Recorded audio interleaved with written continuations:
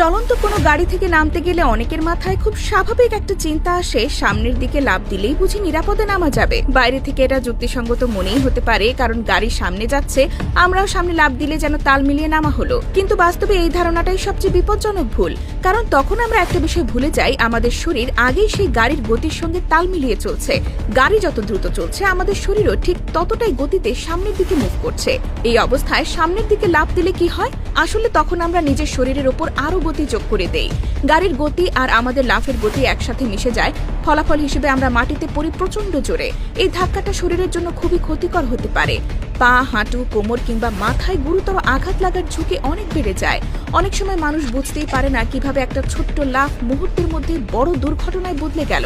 আসলে সমস্যা হচ্ছে গতি, যেটাকে আমরা চোখে দেখি না, কিন্তু শরীর পুরোটা দিয়ে অনুভব করে। চলন্ত গাড়ি থেকে নামার সময় নিরাপত্তার কথা ভাবলে একটু উল্টোভাবে চিন্তা করতে হয়। তুলনামূলকভাবে নিরাপদ উপায় হলো পিছনের দিকে একটু ঘুরে লাফ দেওয়া। শুনতে অদ্ভুত লাগলেও এর পেছনে খুব সহজ একটা যুক্তি আছে। যখন আপনি পেছনের দিকে ঘুরে লাফ দেন, তখন আপনার শরীরের সামনের দিকের চলার গতিটা কিছুটা কমে যায়।